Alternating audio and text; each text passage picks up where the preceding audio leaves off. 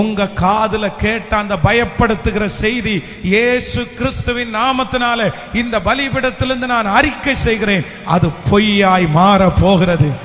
அந்த வார்த்தை பொய்யாய் மாறுகிறது. அந்த மகள் மரிக்கவில்லை, கர்த்தர் சொல்லுகிறார் நித்திரையாயிருக்கிறாள்.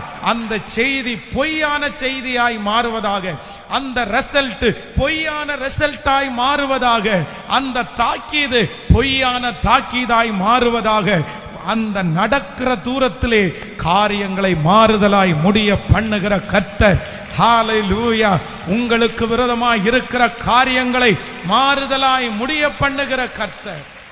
ஆமென் சொல்லுங்கள். சந்தடி பண்ணுகிறவர்களை எல்லாத்தையும் கர்த்தர் துரத்தி போடுவாராக.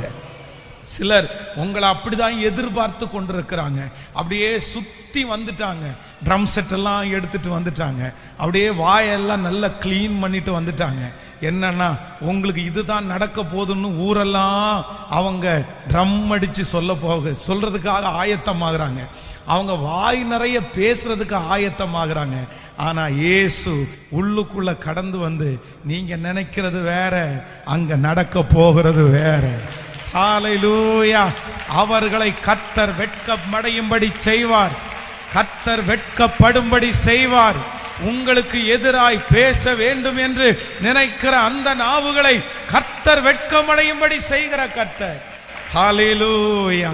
எத்தனை பேர் தேவ சமூகத்தில் எழும்பி நிற்க போகிறோம்? எல்லாரும் எழும்பி நின்று, பயப்படாதே, விசுவாசம் உள்ளவனாய் இரு. பயப்படாதே, விசுவாசம் உள்ளவளாய் இரு. ஆமென். உன் பிள்ளை மரிக்கவில்லை, உன் பிள்ளை நித்திரையாயிருக்கிறார். உன் சூழ்நிலை மரித்து போகவில்லை, உன் சூழ்நிலை நித்திரையாயிருக்கிறது. உன்னை உண்டாக்கினவரும் உன்னை சிருஷ்டித்தவரும் தாயின் கருவில் இருந்து உங்களை வேறு பிரித்தவருமாகிய கர்த்தர் வாக்கு கொடுக்கிறார், நீ விசுவாசம் உள்ளவளாயிரு. கைகளை எல்லாரும் உயர்த்தி, இந்த வார்த்தை எனக்கான வார்த்தை, இந்த வார்த்தையை நான் நம்புகிறேன் சொல்லுங்க. முழு பலத்தோட சத்தத்தை உயர்த்தி ஹல்லேலூயா. எல்லாரும் முழு பலத்தோடு கூட.